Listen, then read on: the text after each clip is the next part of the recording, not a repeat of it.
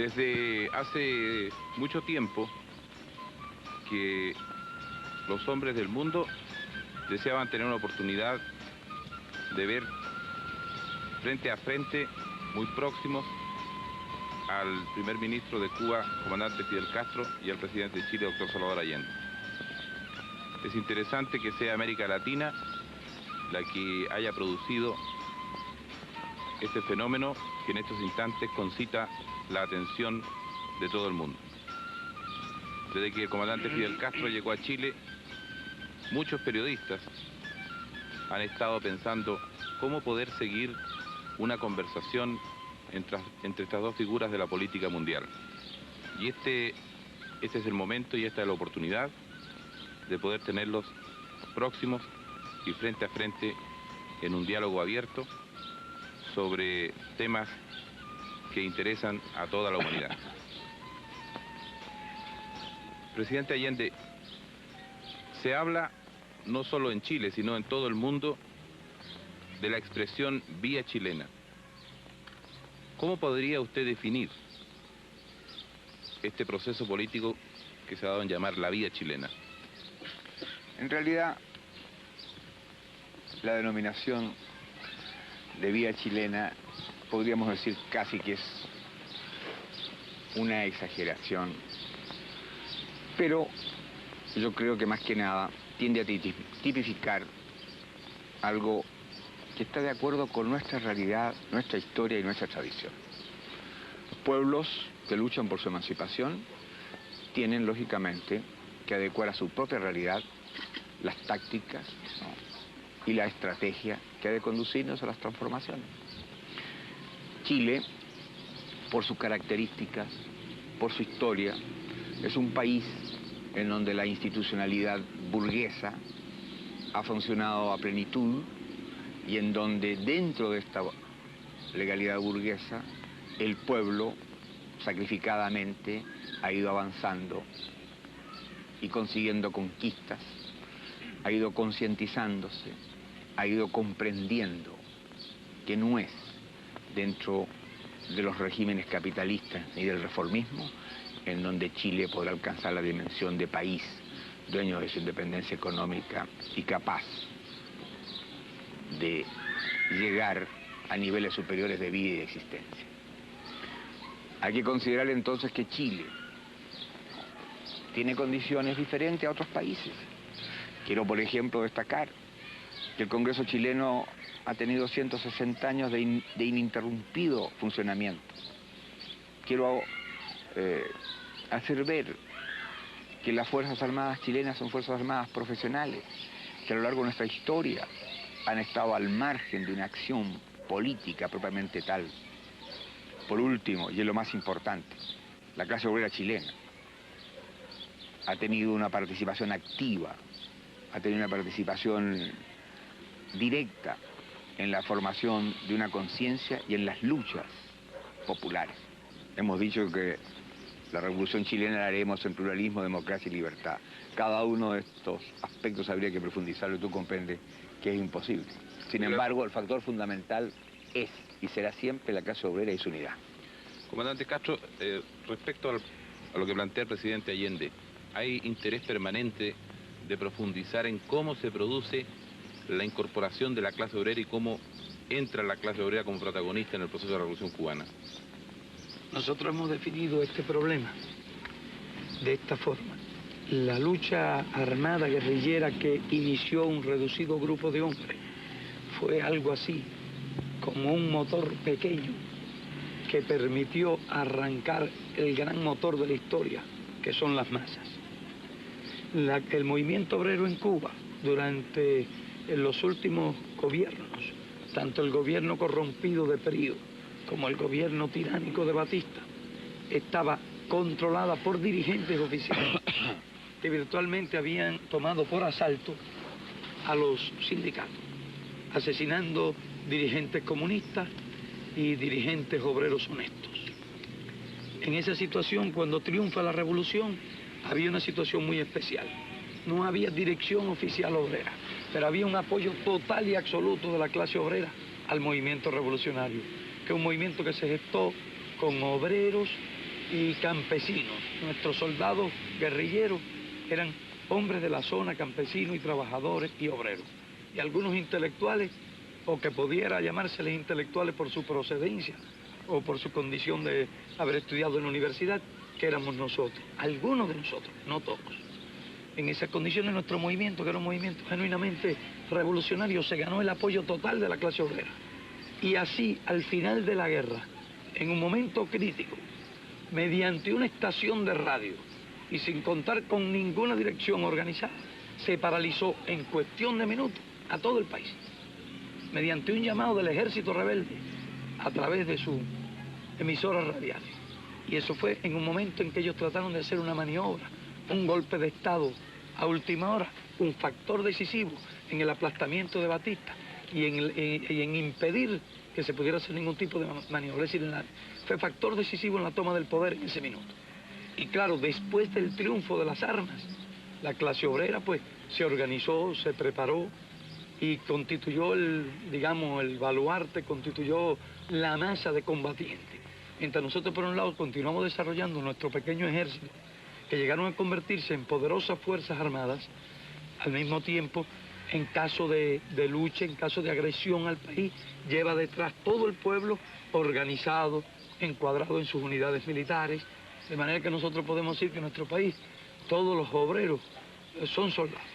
Y también a la vez, como no hemos visto en la necesidad de tener muchos hombres sobre las armas, y esos hombres en determinado momento tienen que participar en la producción, decimos también que todos los soldados son obreros.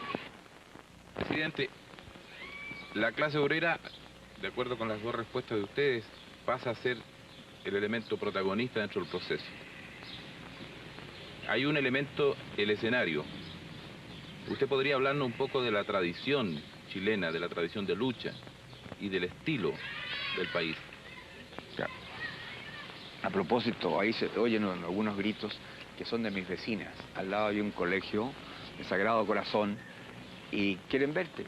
Bien, para contestar la pregunta de Augusto Olivares, quiero decirte, Fidel, que lógicamente Chile tuvo, por las características mismas de su régimen, la posibilidad de que la clase obrera se organizara. Nació el movimiento obrero chileno en zonas controladas por el imperialismo, de ahí que siempre tuvo una conciencia antiimperialista. En el Salitre, Luis Emilio Recabarren fue el organizador, el orientador, el dirigente de la clase obrera. Y las luchas del proletariado chileno en el campo sindical llevaron muchas veces, como en la mayoría de los países también, a la represión violenta. Sin embargo, se superó y logró, a partir de 1939, unificarse en la Central Única de Trabajadores. Pero antes, los campesinos y los obreros habían formado sus partidos de clase. Así tenemos nosotros que el Partido Comunista es el más antiguo de América Latina, uno de los más antiguos del mundo y, por cierto, en relación a la población, uno de los más poderosos. De igual manera el Partido Socialista, un partido de clase, un partido marxista, que teniendo puntos discrepantes en aspectos internacionales algunas veces, ha mantenido con el Partido Comunista no solo un diálogo, sino un entendimiento para encarar juntos los problemas esenciales de Chile. De allí que desde 1951 el Partido Socialista y el Partido Comunista empezaron a caminar por el sendero de un proceso de clase y con la decisión de hacer posible un vasto y amplio movimiento que permitiera los cambios estructurales de la vida chilena. Y por eso hoy día podemos decir que al margen de un criterio pequeño se ha logrado, sobre la base de la unidad de la clase obrera en el campo sindical y sobre el pilar de los partidos socialistas y comunistas, que sectores de la pequeña y mediana burguesía, como el Partido Radical, como el Movimiento Popular Unitario del Mapu, como los de la izquierda cristiana, hayan configurado este proceso que lógicamente constituye un factor determinante del proceso de cambio dentro de la realidad chilena. Esto es más o menos, Fidel, el esquema de lo que ha ocurrido en Chile y la presencia combatiente y organizada de los trabajadores en el campo político y en el campo sindical. La motivación de los pueblos en su lucha a través de la historia es variadísima. ¿Cómo podría usted definir, comandante, la motivación de la lucha del pueblo cubano? Bueno, yo creo que la motivación ha sido la misma. Los pueblos históricamente han luchado por su libertad. Esas fueron las causas, por ejemplo, de las luchas nacionales. Si te remontas un poco más atrás, te encuentras siempre que hubo grandes luchas por la supervivencia, grandes luchas sociales dentro de cada uno de las sociedades que se han conocido a lo largo de la historia, porque aparte de la lucha de los pueblos por su existencia, frente a otras comunidades, han existido las luchas en el interior de las comunidades, como han sido las grandes luchas sociales. Digamos, por lo menos de acuerdo con nuestra concepción, que el gran motor de la historia han sido las luchas de las masas oprimidas contra los opresores. Y eso está perfectamente estudiado y se conoce desde que existen las clases en la sociedad humana. En nuestro país existía la doble motivación de un país sometido y humillado por el imperialismo y además dentro de esa situación una gran masa de campesinos sin tierra, una gran masa obrera explotada, unas condiciones de miseria espantosa, falta total de asistencia médica para las capas pobres de la población, deficiente sistema educacional, un porcentaje altísimo de analfabetos, falta de perspectiva para la juventud, cientos de miles de desempleados, es decir, que había una situación social desesperada. Podríamos decir que la gran motivación de nuestro pueblo era la lucha por la vida. ¿Qué porcentaje de Fidel tenía usted de desempleo? Más o menos. Bueno, era muy grande. Se calcula que en determinados momentos del año había 500.000 de personas sin empleo, de una población que en ese momento tenía 6,5 millones de habitantes, y donde la población trabajadora activa podía llegar a ser entre 1,5 millones y 2. Porque nosotros teníamos las zafras de caña, por lo menos cuando la revolución triunfa, ya habría una gran población excedente, que no la había al principio de la República cuando era mucho más reducida. No había crecido para nada la economía y en cambio se había duplicado la población. Eso engendró un desempleo temporal hasta de 500.000 de personas y un desempleo permanente que pudiera ser de 150.000, 200.000 personas. Esa era a grandes rasgos la situación. La experiencia política chilena es seguida con atención en todo el mundo. Es una experiencia que tiene obstáculos. ¿Cómo podría usted definir esos obstáculos? ¿Te das cuenta, Fidel? 3 minutos para definir los obstáculos de una revolución que tiene que hacerse dentro de la democracia burguesa y con los cauces legales de esa democracia. Sin embargo, tú sabes perfectamente bien que hemos avanzado. Obstáculos. ¿Nacen de qué? En primer lugar, de una oligarquía con bastante experiencia, inteligente, que defiende muy bien sus intereses y que tiene el respaldo del imperialismo. Dentro del marco de una institucionalidad en donde el Congreso tiene peso y atribuciones y en donde el gobierno no tiene mayoría. De allí entonces que las dificultades sean bastante serias y hacen que el proceso revolucionario chileno, dentro de los marcos de esta legalidad, encuentre, ¿no?, cada día y en cada momento obstáculos para el avance del cumplimiento del programa de Unidad Popular. Por ejemplo, fíjate tú, es cierto, obtuvimos el despacho unánime del Congreso de la ley que ha permitido nacionalizar el cobre. Pero cuando hemos buscado el camino de comprar las acciones de los bancos y de los monopolios, ya nos hemos encontrado con obstáculos, con resistencia, ¿no? Y el Parlamento exige que haya una ley que vaya determinando caso por caso o bien una lista determinada de aquellas empresas que deberían formar parte del área social. Usted comprende, pues, Augusto Olivares, que las dificultades en el caso nuestro también están en relación con ¿qué?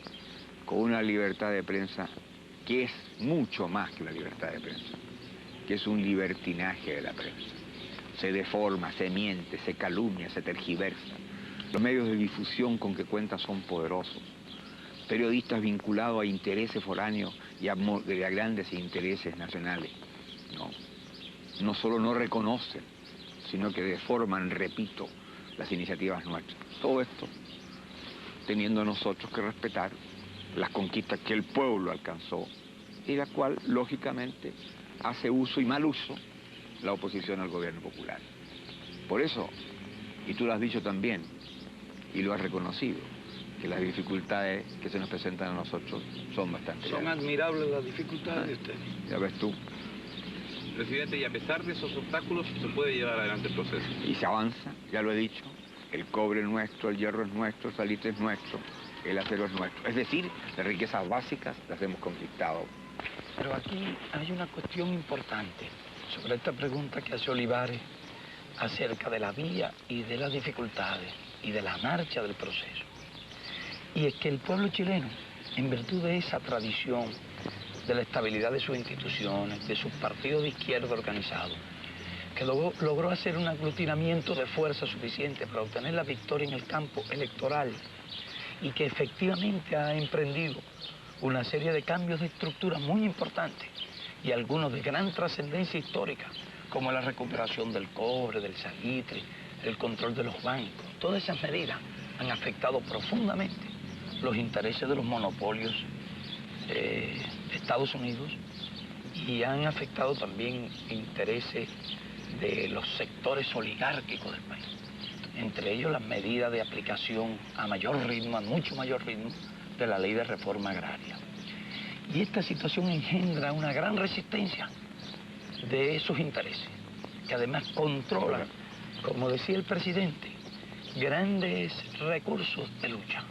Partidos también tradicionales, con experiencia, habilidad, control mayoritario de los medios de divulgación masiva, experiencia en el arte de sembrar los temores, de explotar la ignorancia. Todos esos factores constituyen obstáculos formidables. Fíjate, Fidel, además, y perdón, inclusive hay que reconocerlo, algunos de esos partidos han logrado en los sectores de pobladores, la gente con menos conciencia tener arraigo, en algunos sectores del campesinado. Tú sabes que hay una masa en Chile de un porcentaje alto de analfabetos, gente que no hemos podido inclusive todavía incorporar plenamente a la lucha del pueblo. Bueno, yo tengo una impresión que esa resistencia acude a los procedimientos clásicos, más desarrollados, y son procedimientos que nosotros calificamos de fascistas, y que tratan, por tanto, de ganar masa con la demagogia, si es posible, en los sectores más atrasados de las capas humildes, y ganar masa en las capas medias. Y entonces ahora falta una cuestión por demostrar, si esos intereses se resignarán pasivamente a los cambios de estructura que la Unidad Popular y el pueblo chileno han querido llevar adelante. Y es de esperar, si nosotros vamos a analizar teóricamente esta cuestión, que hagan resistencia fuerte e incluso hagan resistencia violenta. De manera que sea un factor que no se puede descontar en absoluto de la actual situación chilena, a mi juicio, que es el juicio de un visitante, que viene de un país que está en otras condiciones y que es como un viaje de un mundo a otro mundo. Tú lo has dicho, y yo creo que es muy justo. Los revolucionarios nunca han generado la violencia.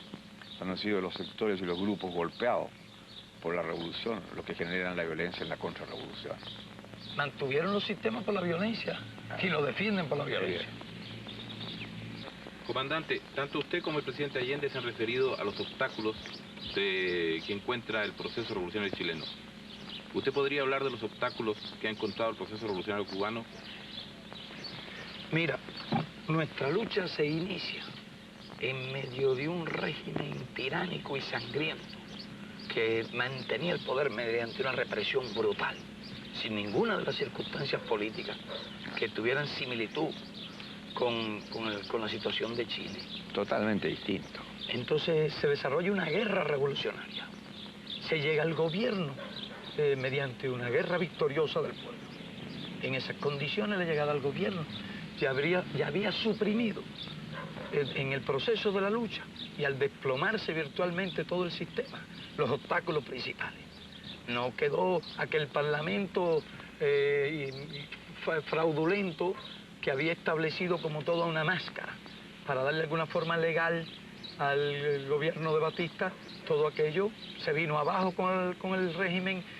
En el momento de la derrota huyeron casi todos del país y entonces se estableció un gobierno revolucionario donde el Consejo de Ministros tenía las facultades legislativas y ejecutivas.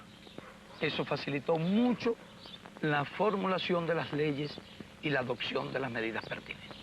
Hubo lucha, desde luego, hubo resistencia, pero desde luego el obstáculo principal nuestro fue de orden exterior, porque chocamos lógicamente de inmediato con los intereses imperialistas. Y entonces el imperialista constituyó la oposición fundamental, una formidable oposición a nuestro país, y que además utilizaba los factores internos, las clases, los terratenientes, los elementos más reaccionarios. Inmediatamente comenzó a organizarlo y a vertebrarlo para una lucha que en un momento dado fue ideológica, pero que durante muchos años fue violenta. Mira, Fidel, allá también el imperialismo controlaba la tierra. El imperialismo controlaba la tierra. El cobre nuestro es la caña de azúcar. Y la caña se cultivaba en las mejores tierras. Y las mejores tierras cañeras eran de la United Fruit Company y de otras numerosas compañías de Estados Unidos. De manera que nuestra ley de reforma agraria nos hace chocar de inmediato contra los intereses imperialistas. Te hice esa pregunta porque es distinto. Aquí controlaban las minas, allá controlaban las tierras. Exactamente. La diferencia era que nosotros no teníamos esos obstáculos de que hablaba el presidente, indiscutiblemente. Lo que sí tuvimos fue una lucha muy frontal del imperialismo que ha durado estos 13 años. ¿Sigue siendo el imperialismo el obstáculo principal en el proceso? Nosotros diríamos que el obstáculo de orden objetivo fundamental es ese. Luego hay obstáculos de orden subjetivo. Nosotros no hemos tenido tiempo todavía de desarrollar toda una nueva generación de técnicos, de ingenieros. Eso llevan 20 años por lo menos. Hemos trabajado muy duramente en eso, pero nos encontramos niveles de ignorancia, niveles de subdesarrollo técnico. Perdón, Fidel, en el campo médico, te hago esa pregunta, porque tú sabes que yo soy médico. Sí. ¿Cuántos médicos tenían y cuántos se fueron de Cuba? Teníamos 6.000 y ellos lograron llevarse de Cuba 3.000 médicos. Nos redujeron a la mitad. ¿Y han logrado ahora? Ahora tenemos 8.000. Extraordinario. Y más de 5.000 estudiando en la universidad. Y estudiando con una gran calidad y bien repartidos. Por eso nuestros servicios médicos hoy son realmente, pero muy buenos, dentro de nuestra situación de recursos materiales. Y mejoran día a día. Y se ganan importantes batallas contra las enfermedades. Hemos erradicado muchas enfermedades infecciosas y incluso la tuberculosis está prácticamente casi erradicada en nuestro país. Numerosos hospitales antituberculosos ya se están transfiriendo a policlínicos, hospitales materno-infantiles. De manera que ese es un ejemplo. Hicieron lo mismo con los ingenieros. El proceso chileno ha sido distinto. Aquí no ha habido éxodo de profesionales, pero en cambio el drenaje de cerebro, de capacidad técnica, ha sido extraordinario. Y ese es uno de los problemas de los países en vías de desarrollo. Pero es otro tipo, es un drenaje sistemático de las mejores, de la gente más preparada. Mientras que nosotros nos hicieron un drenaje específico y masivo, para llevarnos no solo con los mejores cerebros, sino llevar el máximo número de técnicos y de obreros calificados. Pero es extraordinario lo que han logrado. Viendo, presidente, con la visita del primer ministro Fidel Castro, se ha producido un repunte de los sectores adversos a su gobierno. ¿Qué juicio? Y qué manera tan fina de llamar sectores adversos. ¿Te das cuenta, Fidel? Es la prensa de que tú hablabas. Yo soy periodista objetivo, comandante, así que tengo que hacer una pregunta. ¿Y acaso cree que es objetivo llamar con tanta finura a la antítesis de este proceso? Por eso, justamente, es lo que quería entrar en la pregunta. ¿Qué piensa usted, presidente, que se produciría en Chile si la contrarrevolución se alzara? En primer lugar, creo que es útil destacar, como usted lo ha dicho Augusto Olivares, que se ha recrudecido el proceso con la presencia de Fidel. Es lógico. De manera que yo tengo la culpa, ¿no? No, pero ellos saben lo que significa la presencia de Cuba y la presencia de Fidel Castro en Chile. Ellos tienen conciencia de que es vitalizar el proceso revolucionario latinoamericano.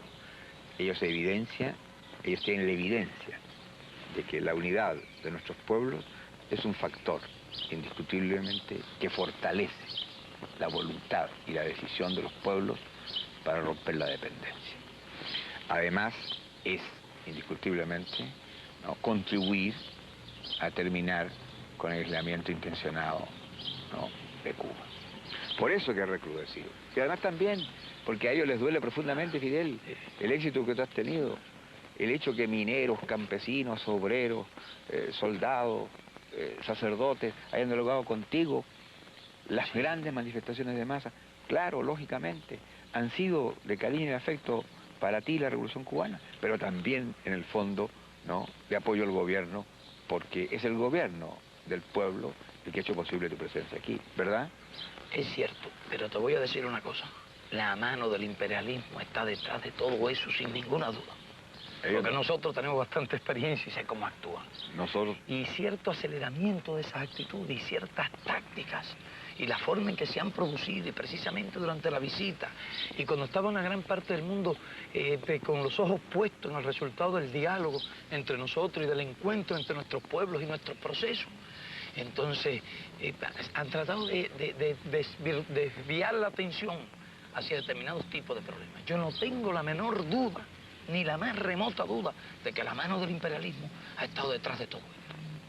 Pero es evidente, y por eso que hice referencia a declaraciones que son inconcebibles y que demuestran la intromisión en la vida interna de un país y que viene de altos funcionarios, ¿no?, de Estados Unidos, que por lo menos debían medir el contenido y el alcance de sus expresiones.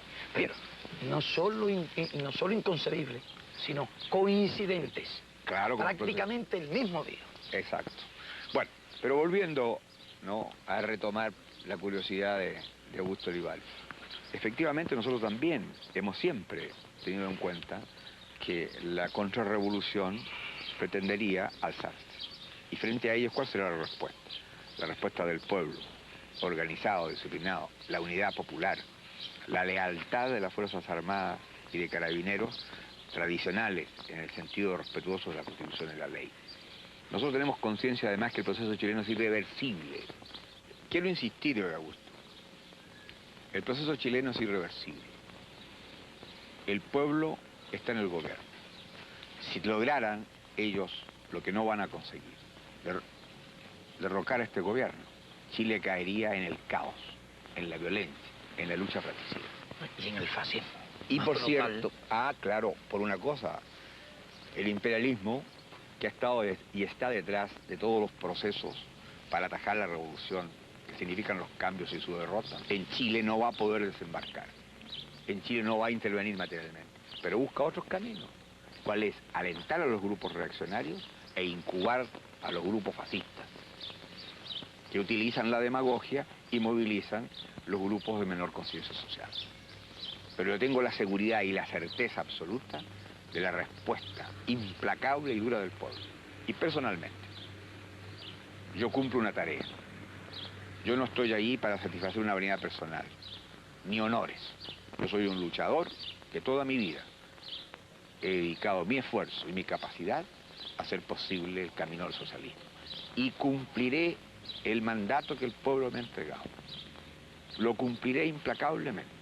Cumpliré el programa que le hemos prometido a la conciencia política de Chile. Y aquellos que desataron siempre la violencia social, si desatan la violencia política, si el fascismo pretende utilizar los medios con que siempre arrasó a los que pretendieron hacer la revolución, se encontrarán con la respuesta nuestra y mi decisión implacable. Yo terminaré de presidente de la República cuando cumpla mi mandato. Tendrán que acribillarme a balazos, como lo dijera ayer, para que deje de actuar. No defiendo una cosa personal, defiendo al pueblo de Chile en su justo anhelo de hacer las transformaciones que le permitan vivir en dignidad, con un sentido nacional distinto y hacer de Chile un país independiente, dueño de su propio destino. Yo creo que esa es una posición clara. Yo realmente admiro mucho ese pronunciamiento tuyo y realmente te felicito. Y estoy seguro que eso será una bandera para el pueblo, porque donde los dirigentes están dispuestos a morir, el pueblo está dispuesto a morir y dispuesto a hacer lo que sea necesario. Y eso ha sido un factor muy esencial en todo proceso político revolucionario. Por eso yo estimo mucho esas declaraciones que ayer hizo también el presidente en el acto de masa. y acaba de reiterar hoy. Sí. No queda otra posibilidad que también hacerles entender a ellos que este no es un proceso de un hombre. Este es un pueblo consciente, con dirigentes que sabrán continuar el camino en el evento que algo ocurriera. Ya tenemos nosotros la presencia de los trabajadores, dirigiendo las empresas, actuando en los ministerios, participando en las resoluciones fundamentales. La Central Única de Trabajadores es un pivote junto a los partidos de la Unidad Popular de este proceso y por lo tanto hay una base de sustentación que es el pueblo. Y eso tú sabes perfectamente bien que es invencible. Comandante, tanto el presidente Allende como usted han hablado todo el tiempo del imperialismo como principal enemigo de los procesos revolucionarios de ambos países. Resulta casi inexplicable la supervivencia del proceso cubano a 90 millas de los Estados Unidos. ¿Cómo puede usted definir las características de ese proceso? Bueno, y ahí tiene un conjunto de factores. Primero, la revolución ocurre en un momento en que la correlación de fuerza del mundo está cambiando, aunque realmente todavía a nuestro juicio en el 59 favorecía al imperialismo. Y ellos inicialmente ensayan una serie de armas, cualquiera de las cuales habría bastado en otras circunstancias para destruir un gobierno. No se dieron cuenta del tipo de gobierno que se había formado, con una fuerza que se desarrolla en el combate, que logra un gran apoyo de la nación. Ahora ellos intentan destruirnos, apenas hicimos algunas leyes que cambiaban la estructura y que chocaban con sus intereses, como fue la ley de reforma agraria, con el bloqueo económico. Digamos, nos suprimieron la cuota azucarera, nos suprimieron totalmente los combustibles. Eso habría bastado para crear una situación muy difícil a cualquier país. Claro, habría desalentado inmediatamente a las capas más débiles, más atrasadas, más cobardes, habría movilizado a sus aliados sociales. Pero en Cuba, ¿qué ocurrió? En Cuba estaba el pueblo y eso sirvió para energizarlo, levantar el espíritu. Pero además pudimos contar en ese momento con la solidaridad internacional. Desde el punto de vista económico, fue muy importante y muy decisiva para nosotros en ese momento que la Unión Soviética nos compró el azúcar. ¿Y el petróleo, Fidel? Y nos abasteció de petróleo. Eso te preguntaba. Fueron dos factores muy importantes. ¿Cuánto petróleo al año? En ese momento consumíamos unos 4 millones de toneladas. Qué importante. Y ellos producían 100 y tantos millones. Fue un gran esfuerzo. No tenían la producción de hoy y la flota de transporte que tienen hoy. Pero entonces ellos, los imperialistas, intentaron ya el empleo de las armas. Y fueron a usar el procedimiento de Guatemala, una invasión de mercenarios desde el exterior. Indiscutiblemente subestimaron una vez más al pueblo y la invasión fue totalmente aplastada. Después estaban planeando ya otras medidas, otras agresiones con intervención directa de su fuerza. Y fueron esos factores los que originaron las medidas que condujeron a la crisis de octubre. Ellos han utilizado armas políticas, armas militares, armas económicas. Pero nosotros hemos logrado desarrollar un pueblo muy unido, en que no hay ningún factor diversionista, no hay elemento de división. Hemos creado una gran igualdad, una gran unidad. En nuestro pueblo, hombres y mujeres están dispuestos a pelear. En nuestro país, hombres y mujeres están dispuestos a luchar hasta la última gota de sangre. Y eso el imperialismo lo sabe. Y por eso nos respeta. Y yo no creo que tenga ya ni la más remota posibilidad de aplastar a la revolución. Y en todo caso tendría que aplastar el país. Y nosotros, con relación a eso, tenemos una frase de Antonio Maceo, que fue uno de nuestros más valerosos combatientes de la independencia. Quien intente apoderarse de Cuba, recogerá el polvo de su suelo, anegado en sangre, si es que no perece en la demanda. Y eso es lo que nosotros podemos decir hoy, y tenemos la completa seguridad de que sería así. Además de que nos resulta tan fácil, desde el orden, desde el punto de vista militar, resolver determinadas misiones, porque en determinados puntos nosotros podemos lograr una correlación de fuerza, por lo menos en tierra, similar a la de un grupo de las mejores divisiones de infantería de Estados Unidos. Eso es una cosa clara y ellos lo saben. Pero saben que tenemos además la solidaridad del campo socialista y las consecuencias que pudieran tener una guerra de ese tipo de exterminio, un genocidio contra Cuba. Entonces, estos son los factores que explican la solidez, la fortaleza y la seguridad de nuestro pueblo en la revolución. Ya no es época de genocidio, eso el mundo te lo rechaza. violentamente y la conciencia de los pueblos se levantará ante cualquier amenaza de ese tipo. Nosotros podemos levantar 600.000 hombres sobre las armas en cuestión de horas. Presidente Allende y comandante Castro, ustedes se han reunido en muchas oportunidades en Cuba, pero es esta la primera vez y es Chile del encuentro de ustedes dos como gobernantes. La atención de todo el mundo ha estado concentrada sobre estas conversaciones que ustedes han tenido, sobre la visita del comandante Castro, y especialmente América Latina, en la que ha estado pendiente. ¿Qué le parece a usted, presidente, este encuentro de ustedes como gobernantes de dos pueblos que están en el proceso revolucionario frente al cuadro de una América Latina explotada? La verdad es que tenemos que considerar que Cuba y Chile constituyen la vanguardia de un proceso que tiene que ser al resto de los pueblos latinoamericanos. Yo diría más que al resto de los pueblos explotados del mundo. Pero América Latina no puede seguir siendo solo continente de la esperanza. Hay que imaginarse lo que significa la brecha, la distancia que separa a nuestros países, dependientes en lo económico y sometidos en lo político, de los países del capitalismo industrial y de los países socialistas. En América Latina no puede seguir existiendo la diferencia brutal de una minoría dueña del poder y la riqueza y las grandes masas al margen de la cultura, de la salud, de la vivienda, de la alimentación, de la recreación, del descanso. Muchas veces lo hemos dicho, y bastaría citar tan solo una cifra. En América Latina hay más de 20 millones de seres humanos que viven al margen del conocimiento de la moneda como medio de intercambio. En América Latina hay 140 millones de semianalfabetos y analfabetos. En América Latina faltan 19 millones de viviendas. El 53% de los latinoamericanos se alimenta mal. En América Latina hay 17 millones de cesantes y además hay más de 60 millones de gente que tiene solo trabajos ocasionales. Por lo tanto, el régimen capitalista ha demostrado su ineficacia. La explotación del hombre por el hombre como característica de eso ha hecho crisis. América Latina tiene la oportunidad de estar presente en el momento en que el mundo cruje. Cruje en lo económico, cruje en lo moral, cruje en lo político.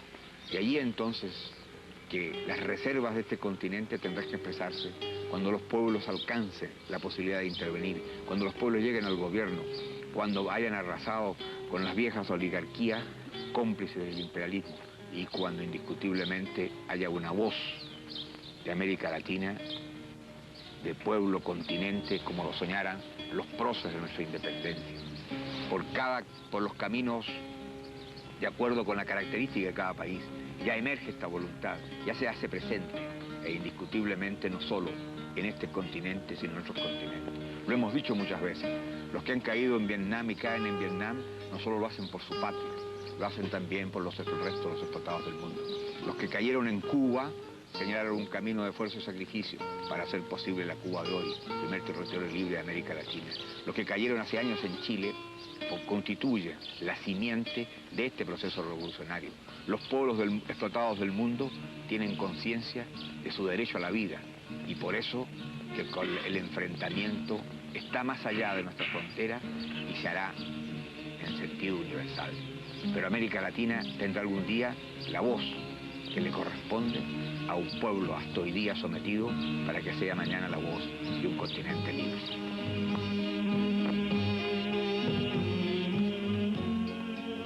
Pero nosotros consideramos que este continente tiene en su vientre una criatura que se llama revolución, que viene en camino y que inexorablemente por ley biológica, por ley social, por ley de la historia, tiene que nacer. Y nacerá de una forma o de otra. El parto será institucional, en un hospital, o será en una casa. Serán ilustres médicos, o será la partera quien recoja la criatura. Pero de todas maneras, habrá parto. América está dormida.